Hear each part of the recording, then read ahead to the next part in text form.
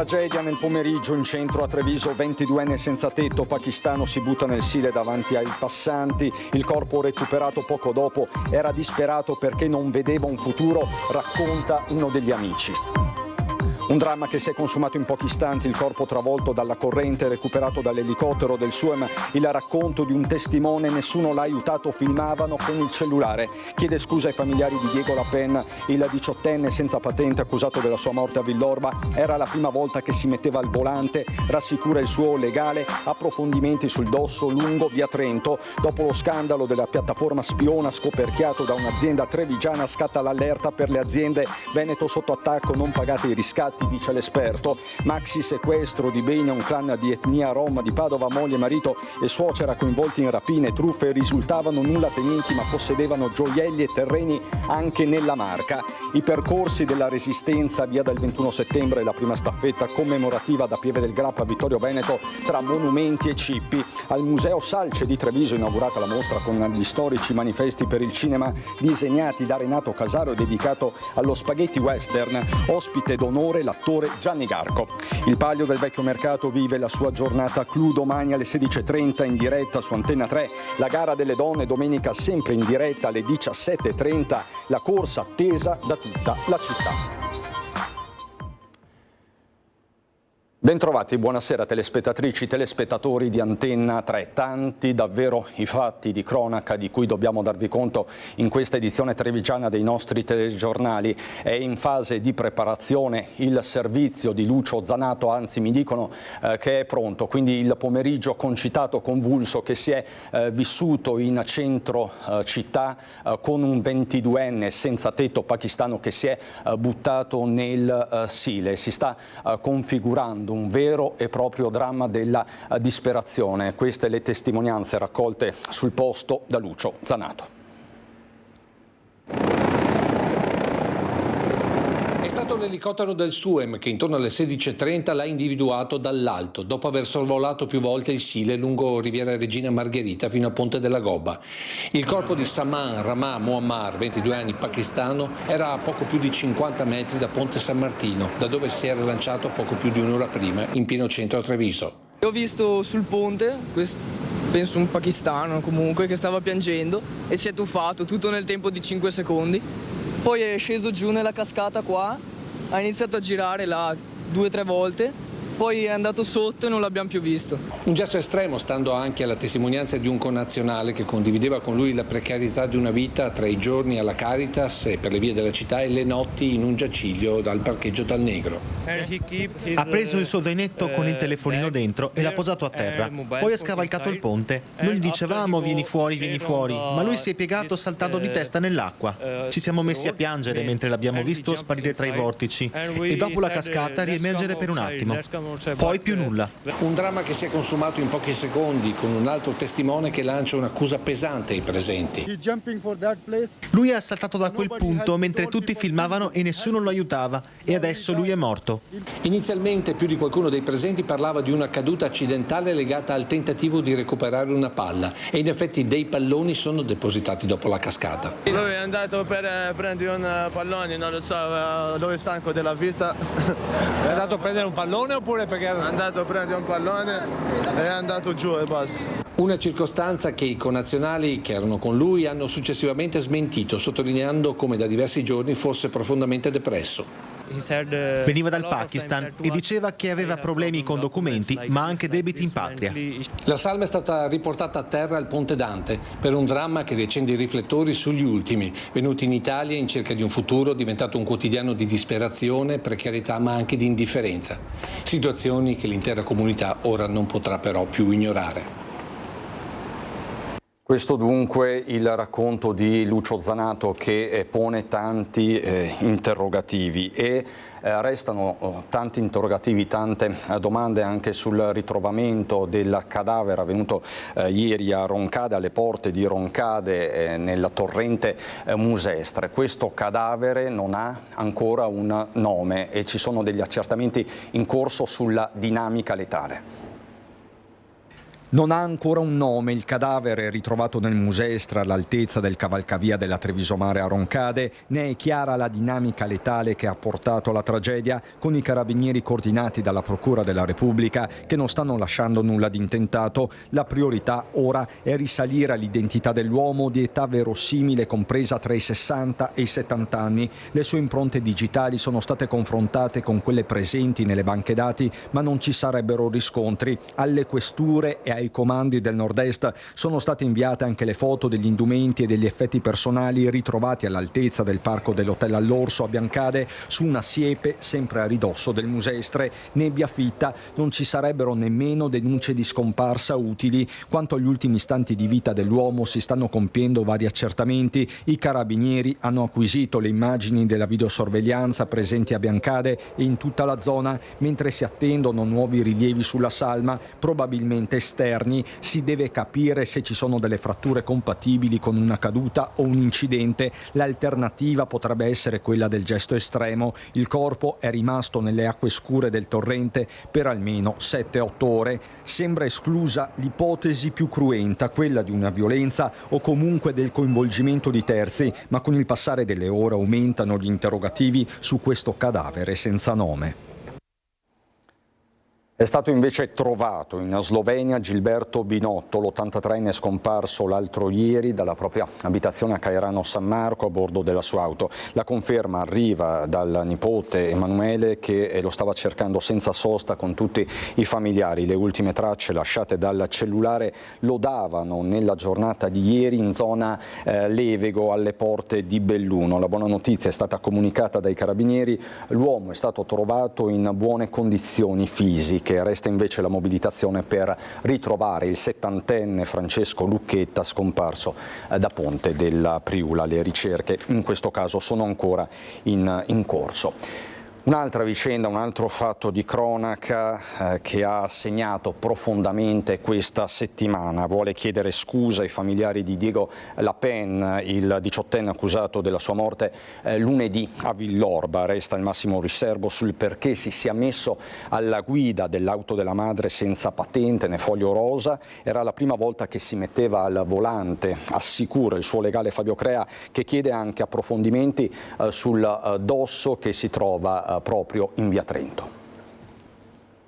Già da adesso, mio tramite, anche con questi mezzi, posso rappresentare la immediata volontà da parte del ragazzo, della mamma, di porgere appunto per quanto possibile le scuse per quello che purtroppo è accaduto. Chiede scusa assumendosi le proprie responsabilità il 18enne accusato della morte del professor Diego Lapen. Sono passati 4 giorni dall'incidente costato la vita al 71enne, travolto e ucciso mentre era in sella alla sua bici dall'auto condotta dal giovane senza patente né foglio rosa in via Trento a Lancenigo di Villorba. A parlare è il suo avvocato Fabio Crea, che lo ha incontrato vis-à-vis per la prima volta. Un ragazzo provato, lo descrive il legale, distrutto, consapevole ma lucido. Con lui la madre, proprietaria dell'auto, e il compagno di lei. Hanno assicurato che mai si era verificata una situazione di questa natura, cioè era la prima volta che il ragazzo si appropriava all'insaputa della mamma dell'autovettura. Lui riferisce che era assolutamente la prima volta che guidava. Sul perché lo abbia fatto, Crea mantiene il riservo, ma è chiaro che qualcosa deve aver fatto scattare la molla. Perché mettersi alla guida di un'auto di punto in bianco? Doveva raggiungere un amico, un tentativo di emulazione, una sfida, un moto di ribellione o che altro? Il legale non si sbilancia. Ci riserviamo di rappresentarlo poi al magistrato della procura. Questo per quanto concerne l'elemento soggettivo. Quanto alla dinamica, la difesa fissa un primo punto, non una scusante né una esimente, piuttosto un elemento attenuante. Lui ricorda di un dosso che ha determinato, probabilmente a suo dire e nei suoi ricordi, una deviazione da quella che era la corsia di marcia. Su questo si farà chiarezza all'interno della perizia cinematica paventata dalla procura, con la nomina di un consulente di parte chiamato a verificare anche la regolarità dell'eventuale dosso. Sullo sfondo la velocità tenuta dal mezzo sembra elevata, e mentre il 18enne di origini cubane da poco in Italia resta indagato a piede libero per omicidio stradale aggravato, non c'è ancora una data per i funerali di Lapen, con la famiglia che resta resta chiusa in un dignitoso silenzio. Altro fatto di cronaca che ha segnato la settimana, lo scandalo della piattaforma spiona scoperchiato da un'azienda trevigiana. La diffusione della notizia soltanto nella giornata di ieri ha provocato un vero e proprio tsunami a livello nazionale. Piattaforma che diffondeva materiale intimo, video rubati. Scatta anche un nuovo allarme, un allarme per le aziende. Veneto sotto attacco, non pagate i riscatti, dice l'esperto Valentino Pavan.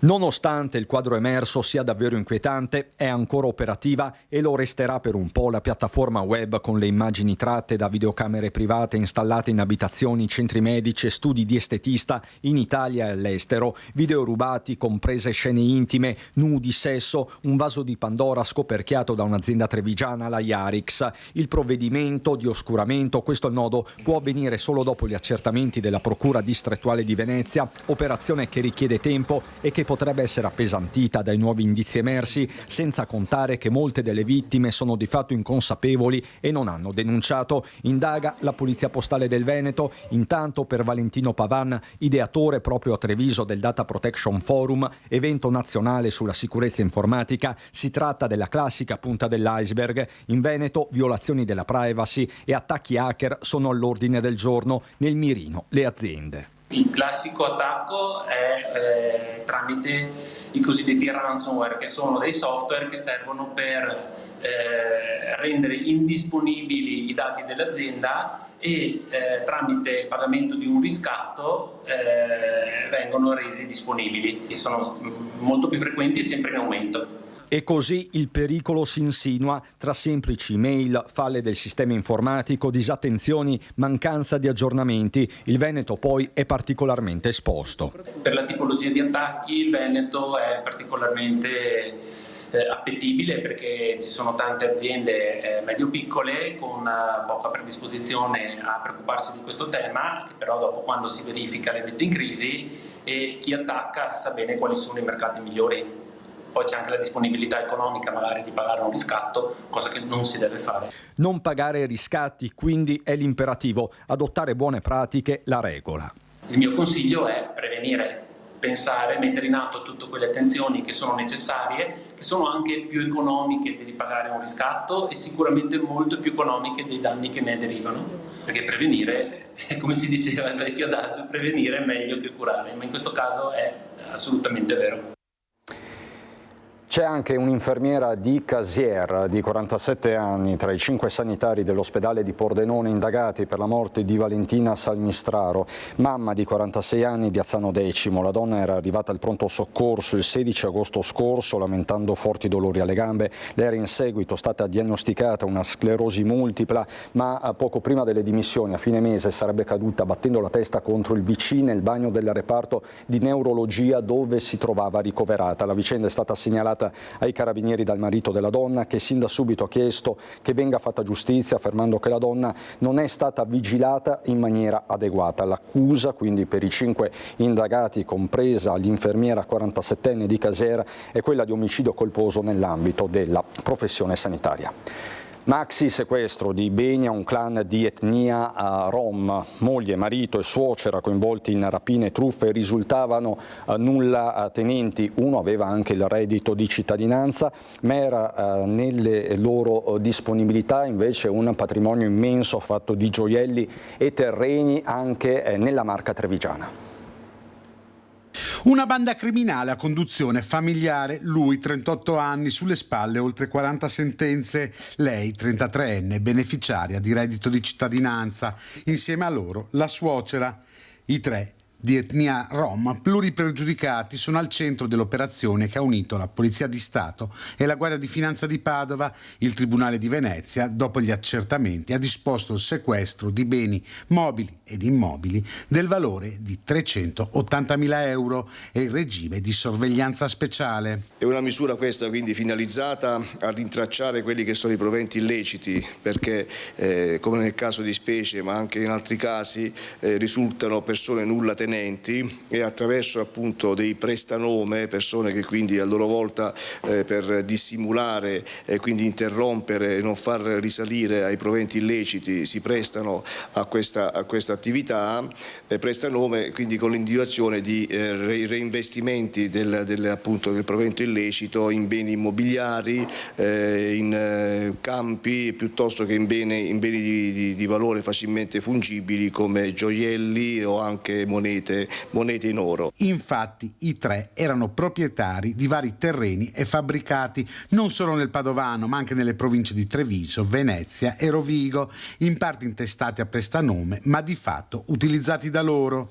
3 fabbricati, 5 terreni, un box, una casetta mobile e un'altra abitazione, denaro contante e gioielli. La coppia, insieme alla suocera, era specializzata in truffe e rapine anche violente. Nel 2023 avevano partecipato al furto di una borsa contenente pietre preziose per il valore di quasi 5 milioni di euro ad un rappresentante orafo lungo l'autostrada del Brennero. Il commerciante si era fermato per il foro di uno pneumatico fatto dalla banda che, approfittando della sosta, lo aveva derubato. Per questo erano destinatari di una misura cautelare in carcere. Nella lunga sfilza di reati nel loro curriculum criminale anche l'utilizzo indebito di carte di credito, furto di monete antiche e di valore e il furto di orologi Rolex avvenuti nelle province di Venezia, Padova, Piacenza, Ravenna e Trento. Sono persone che poi si sono specializzate nei reati predatori, quindi non solo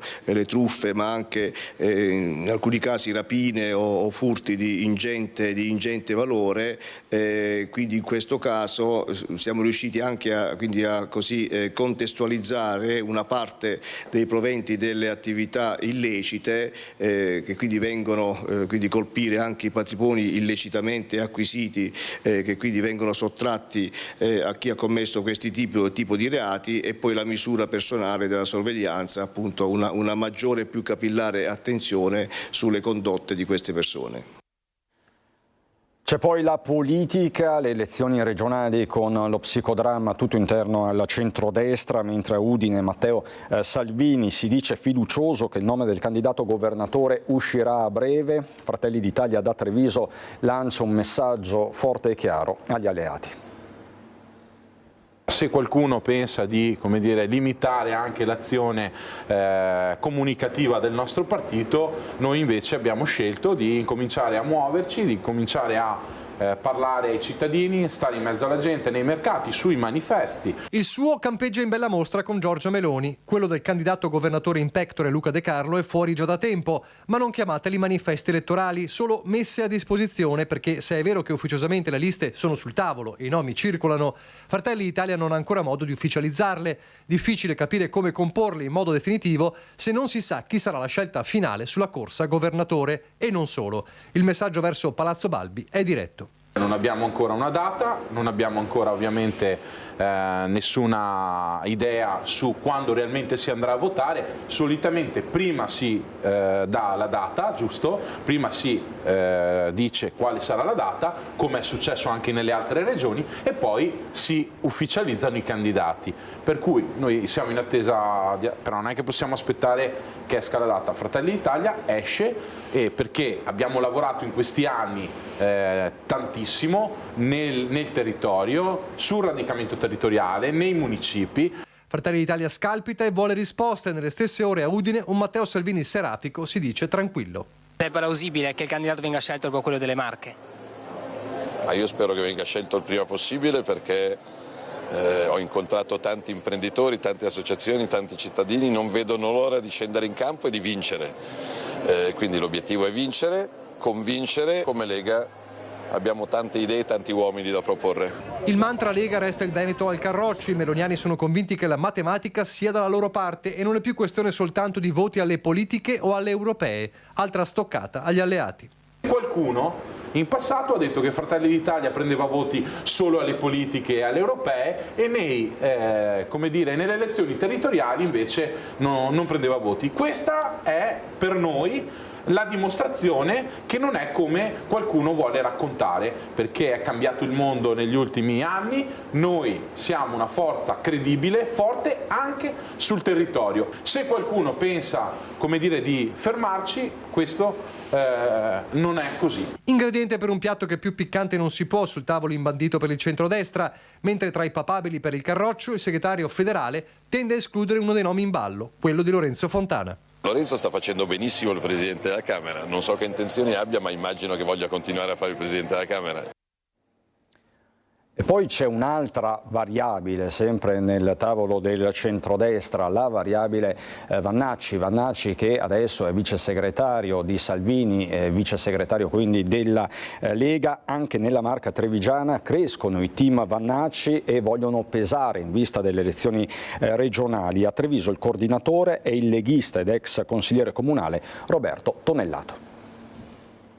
Possiamo dire senza nessun tipo di problema che nel Veneto, e Vannacci peraltro un vice segretario della Lega, ciò che il movimento si aspetta è che il candidato sia una persona della Lega. Dopo questo è un problema dei partiti, noi non abbiamo né potere né vogliamo averlo, perché non è possibile all'interno di un partito che non è il movimento. Il movimento dà dei contributi, è un ispiratore di idee, un incubatore di idee e cerca di portare avanti ragionamenti di questa natura. Un incubatore di idee, un movimento politico-culturale dedicato ad Antonio Canova. Questo è il team trevigiano del Mondo al Contrario che supporta il generale Vannacci all'interno della Lega ed è costituito da oltre una ventina di persone coinvolte per divulgare gli 8 punti di un manifesto fondato sulla Costituzione, strizzando l'occhio magari al giovane favoloso Alberto Stefani a presidente della regione, mentre un Vannacci candidato non è ad esempio pensabile. Questo non ritengo sia possibile nella regione del Veneto, nel senso che secondo il mio punto di vista, ma secondo il nostro punto di vista, il candidato deve essere un soggetto del territorio, non può essere un soggetto catapultato da chissà dove. Mi sembra che nel partito della Lega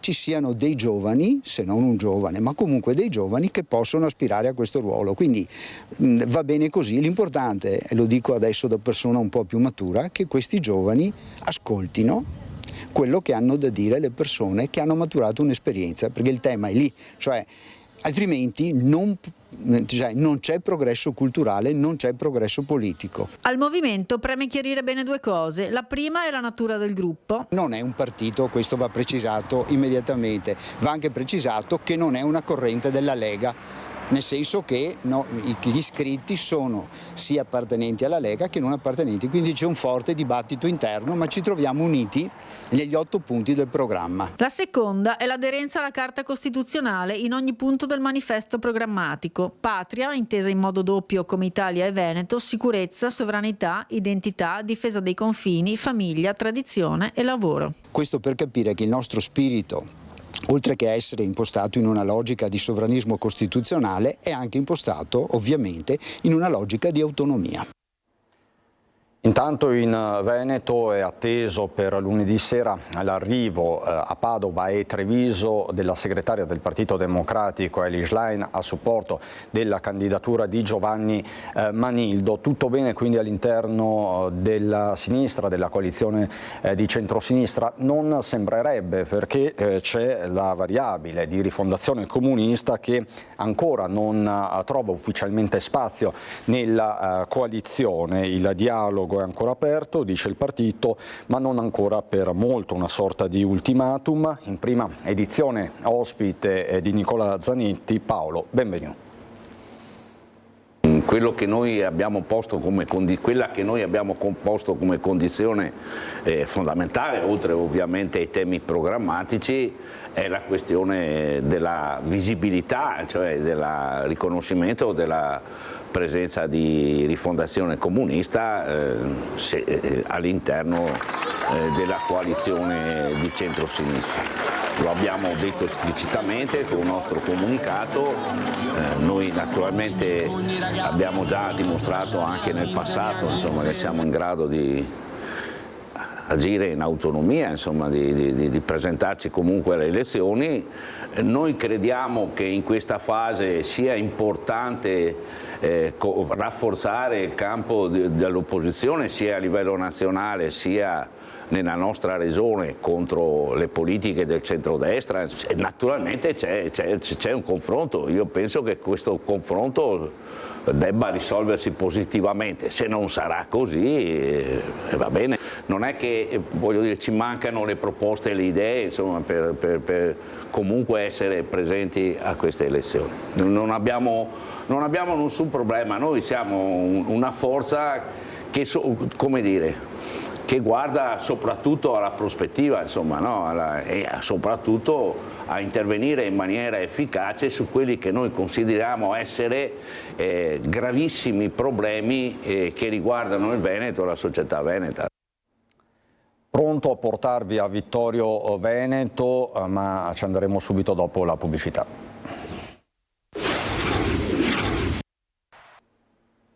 Di nuovo in diretta andiamo nell'Alta Marca per parlare dei percorsi della Resistenza, il via dal 21 settembre, questa staffetta commemorativa da Pieve del Grappa a Vittorio Veneto tra monumenti e cippi, come ci racconta Edi Calimà. Attraverso appunto questa staffetta uniamo i vari luoghi, simbolo della Resistenza. Quest'anno festeggiamo l'80°, è un percorso che unisce queste amministrazioni anche sotto l'aspetto dei valori. Nessun colore politico, nessuna volontà ideologica. La staffetta commemorativa da Pieve del Grappa a Vittorio Veneto unisce sotto il ricordo e la memoria 13 amministrazioni dal Grappa al Cansiglio, anche quelle storicamente roccaforti della destra. A dimostrazione che di fronte al sacrificio di tante persone non c'entra tanto il colore politico delle varie amministrazioni, perché tutte le varie amministrazioni da sempre hanno avuto nel loro DNA il rispetto di queste sofferenze, di questi principi: solidarietà, la libertà e la pace. Nuovi amministratori hanno questa sensibilità di unire i territori. Unire nel segno della memoria e dei valori scritti nella Costituzione, valorizzare l'intera area vasta del territorio dell'Alta Marca. Nella fine dell'estate del 45, in agosto, cominciò il rastrellamento del quartier del Piave, che continuò poi con il rastrellamento del Cansiglio. L'8, 9 e 10 di settembre del 44, una decina di giorni dopo, ci fu il grande rastrellamento del Grappa. Una staffetta che dal 21 al 27 settembre partirà dal monumento partigiano di Augusto Morer di Pieve del Grappa e giungerà al monumento dei caduti in piazza Vittorio Veneto. Un modo per far conoscere alle nuove generazioni i racconti e le storie di chi ormai non c'è più.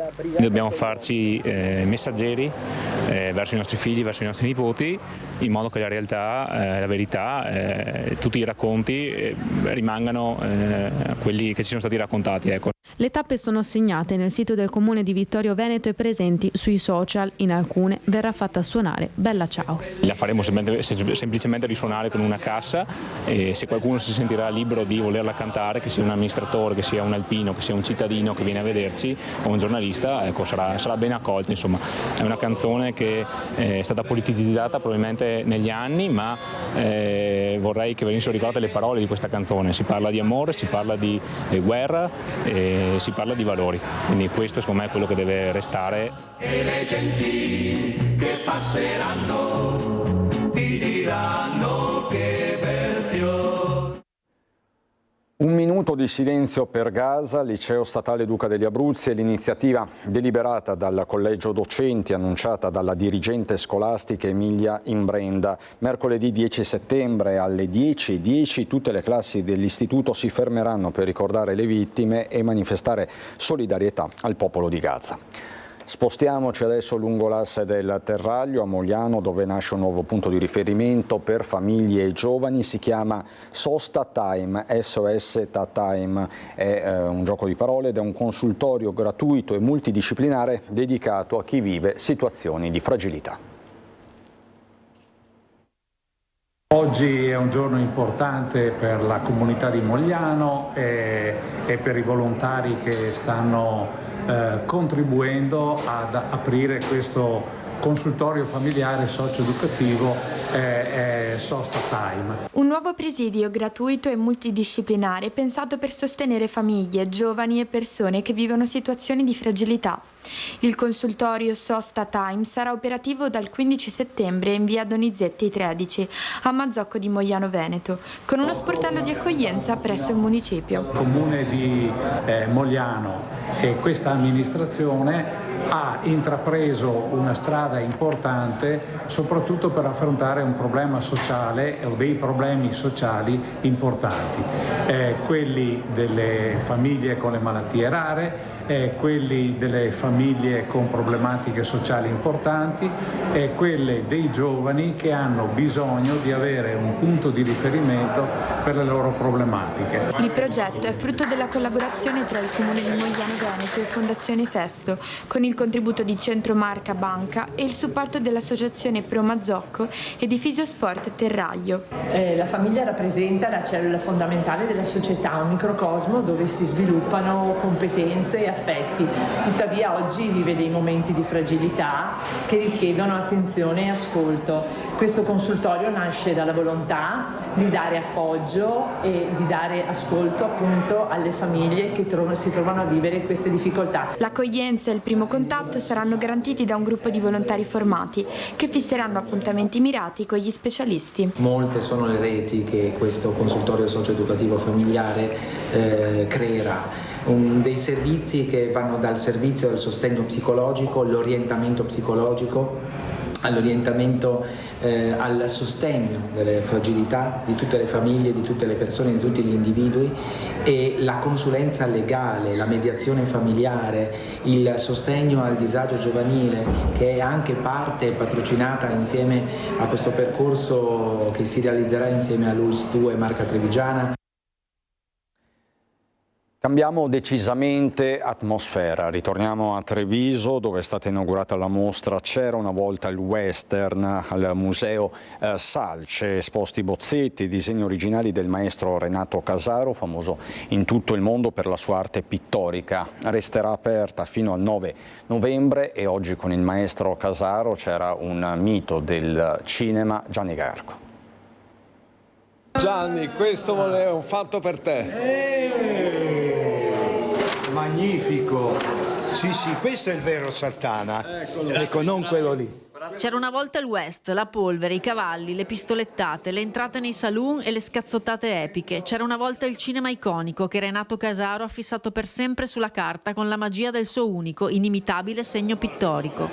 Ad inaugurare con lui al Museo Salce la mostra che gli è stata dedicata anche John Garco, che per anni è stato Sartana. Renato non coglieva soltanto la fisionomia semplice dell'attore e dell'interprete, ma dentro l'anima del personaggio. Infatti questo personaggio qui era un folle e si chiamava El General Sartana, non è il vero e proprio Sartana che era un gambler, un giocatore da saloon molto elegante, molto raffinato, molto ironico. Un viaggio che attraversa almeno 100 anni, tra il mito e la polvere, i paesaggi infuocati, le passeggiate, l'immancabile sigaretta di Clint Eastwood, tutto racchiuso in bozzetti, disegni, locandine originali, capaci di evocare l'essenza del western, dall'Italia nel mondo. Tra i pezzi forti anche una dedica di Quentin Tarantino per C'era una volta a Hollywood e un cimelio scenico, la sella originale del Mio nome è nessuno, regalo di Terence Hill al maestro Casaro. Questa dedica me l'ha fatta Tarantino in occasione di C'era una volta in Hollywood che lui ha diretto e mi ha chiesto di fare la pubblicità, quindi pochissimi anni fa, quindi è stato per me un grande piacere ma soprattutto una sorpresa essere interpellato da Tarantino che è un collezionista di immagini e soprattutto di miei manifesti che li tiene in casa nel suo studio, manifesti, è un onore. Dal 5 settembre fino al 9 novembre, ogni fine settimana la mostra sarà aperta con orario 10-18, occasione imperdibile per incontrare anche il maestro, che sarà presente in 4 pomeriggi per dialogare con il pubblico. Per non dimenticare mai, in tempi di social dilaganti, che il cinema resta un'arte. È importantissimo un manifesto perché è la prima parola di un film, la prima immagine che va verso il pubblico. Queste dunque le interviste di Elena Dal Forno, 2 veri e propri miti. E noi veniamo al Palio del Vecchio Mercato di Montebelluna, che giunge al weekend clou. Domani, dopo le qualifiche per la corsa di domenica, alle 16:30 in diretta su Antenna 3 vi racconteremo le emozioni del Palio delle Donne, giunto alla 6ª edizione. Una gara attesa, come attesa la giornata di domenica, ancora con Antenna 3 protagonista dalle 14:30, la lunga diretta che porterà poi alla partenza del Palio alle 17:30, quindi 2 appuntamenti davvero da non perdere, 16:30 sabato, domenica a partire dalle 14:45. Ma attenzione, domenica c'è un'altra diretta attesissima, importantissima, sarà una giornata molto importante per gli alpini impegnati nell'ormai storico pellegrinaggio sul Monte Tomba. L'intero evento sarà in diretta, sempre su Antenna 3, la mattina a partire dalle 9:30. I luoghi che segnano la storia, quella degli alpini e quella con la S maiuscola, sono ben noti. C'è la cima dell'Ortigara, con la sua colonna mozza e il monito per non dimenticare, che hanno visto la prima dunata delle penne nere dopo il carnaio della Guerra Granda. E poi c'è il Monte Tomba, che di là della Brenta segna uno dei punti in cui la violenza del primo conflitto si è accanita, con più rabbia. Qui hanno combattuto gli italiani, gli austriaci, i francesi, i tedeschi, gli inglesi, gli ungheresi e pure gli americani, in un fulcro di sangue che domenica vedrà le delegazioni di molti di questi paesi issare le proprie bandiere in tempo di pace. 66esimo pellegrinaggio alpino al Monte Tomba per il Massiccio del Grappa, che rappresenta l'Associazione Nazionale Alpini appunto per il Massiccio del Grappa. La 66esima volta che gli alpini si ritrovano su questa montagna che è stato teatro di guerra dopo la rotta di Caporetto dal novembre del 17 all'ottobre del 18. Il programma prevede l'ammassamento al cipo degli alpini e la sfilata a partire dalle 9, con la deposizione della corona e gli onori ai caduti con l'alzabandiera e i discorsi ufficiali alle 10:45, seguiti dalla Santa Messa. La cerimonia sarà accompagnata dal coro Valcavasia di Cavaso del Tomba e dalla banda municipale di Pederobba. Un appuntamento che è di grande importanza per gli alpini della Montegrappa. Significa qualcosa di particolare perché diciamo che questa cerimonia è cominciata con l'inaugurazione della chiesetta alpina a Monte Tomba nel settembre del 1960, però poi dal 1980, ed è qui la chiave di lettura nuova, moderna, diciamo, si ritrovano le delegazioni che lì avevano combattuto, che in quell'anno di guerra erano nemici contrapposti, e si ritrovano dal 1980 in fraternità e in amicizia, come è giusto che sia.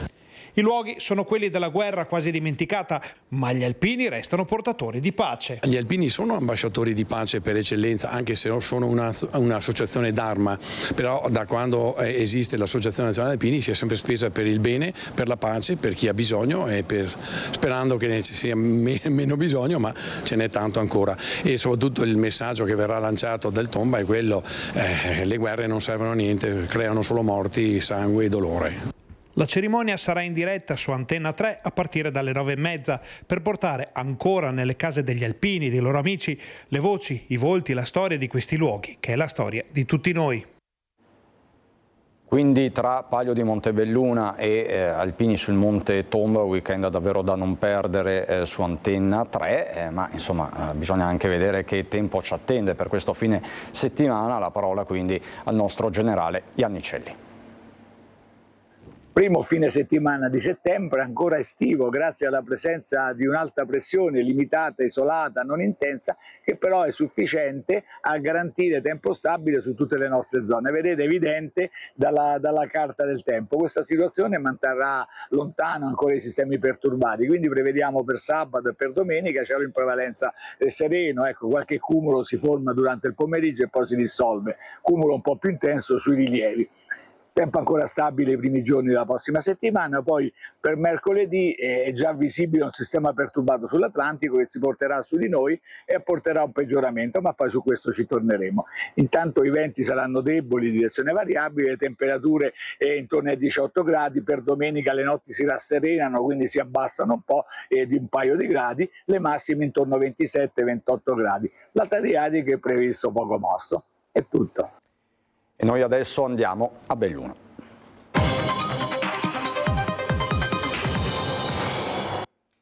Le questioni istituzionali in primo piano per la cronaca dal bellunese, perché a Palazzo Piloni, al Palazzo della Provincia, è stato firmato il protocollo che dimezza il numero di unioni montane nel bellunese a partire dal 1° gennaio 2027. Sullo sfondo restano ancora diverse questioni irrisolte, come ci spiega Stefano Bozzi, su tutte il reclutamento del personale.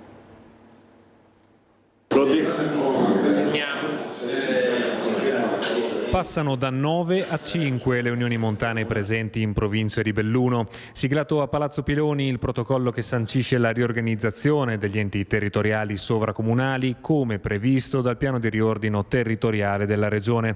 Un passo fondamentale per la gestione sinergica della montagna che punta a semplificare la governance e aumentare la sinergia tra le amministrazioni. Un passaggio, oserei dire, storico, perché insomma è frutto intanto di una concertazione che è partita alcuni mesi fa dalla Regione del Veneto, che ha fatto questa proposta di riordino e che i sindaci hanno accolto, devo dire, con grande senso di responsabilità, con l'obiettivo di rendere questi enti più efficienti, più vicini ancora ai comuni e a sostegno dei comuni. 2 le unioni montane che non subiranno modifiche, Feltrina e Agordina. Le 7 rimanenti saranno accorpate rispettivamente nell'Unione Montana Valbelluna, che vedrà l'ingresso del comune di Belluno a seguito dello scioglimento dell'ente che l'accorpava a Ponte nelle Alpi.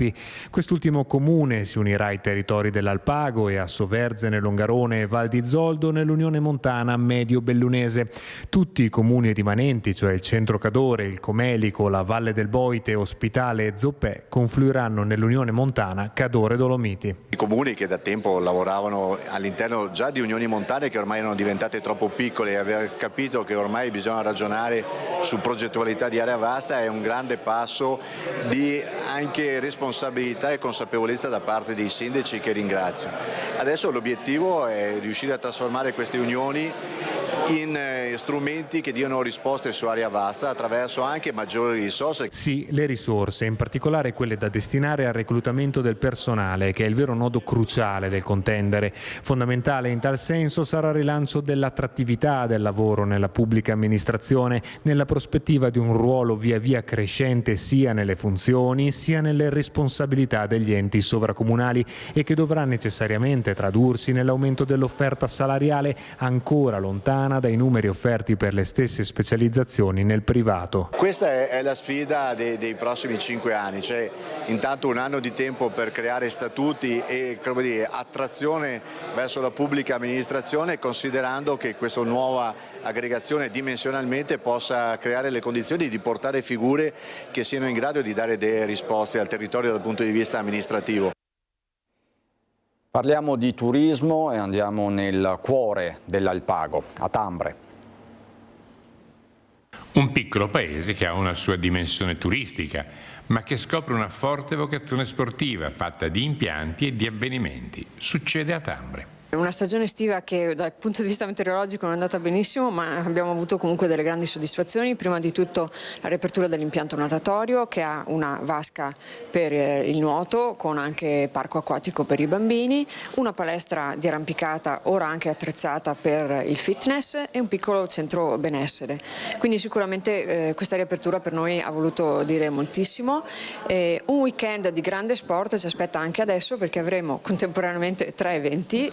Uno riguarda il calcio con l'Alpago Cup, organizzata dal Calcio Alpago, con 40 squadre di livello interprovinciale, quindi una grande presenza di persone, di famiglie, di bambini che giocheranno sui nostri campi di tutto l'Alpago. Abbiamo i 100 anni del CAI di Vittorio Veneto, che viene a festeggiarli nel nostro territorio perché ha la gestione del famoso rifugio Semenza, conosciuto un po' da tutti i praticanti della montagna. E non da ultimo le gare mondiali dello sci erba, che è una disciplina ovviamente di nicchia ma che è molto bella, molto adrenalinica da vedere, e si pratica sulla pista federale di Colindes a Tambre. Una vera chicca, perché si tratta di un impianto come ce ne sono pochi e che rende Tambre davvero importante per questa disciplina. È uno sport, come dicevo prima, con numeri molto contenuti, però di basso impatto ambientale ma di grande attrattività, e ci permette di riutilizzare quelle parti del territorio che, non dovendo più farlo con la neve, possiamo farlo per altre discipline. Vi do in conclusione una notizia di economia che riguarda un'azienda storica del bellunese. Il gruppo americano VSP Vision ha annunciato nelle scorse ore di aver acquisito dal private equity Pi Partners e da altri azionisti di minoranza la sigla dell'occhialeria Marcolin di Longarone, con un portafoglio che include alcuni dei marchi più apprezzati al mondo e processi produttivi interni avanzati, rileva il presidente e amministratore delegato della società americana Michel Guyet. Marcolin amplierà in modo sostanziale la nostra offerta esistente, distribuita attraverso il marchio Marchon Eyewear, e ci consentirà di continuare a offrire occhiali di altissima qualità che soddisfano le diverse esigenze di una clientela globale in continua crescita. Per Fabrizio Curci, amministratore delegato di Marcolin, l'operazione consentirà di unire le nostre esperienze, valorizzare la produzione artigianale, continuare a sviluppare prodotti innovativi e portafogli complementari, oltre a rafforzare la nostra presenza geografica. Così dunque sul fronte dell'occhialeria un marchio storico, un'azienda storica come Marcolin. Per il momento è tutto sia da Belluno che dalla marca trevigiana. Subito dopo la sigla c'è il meteo. Buona serata.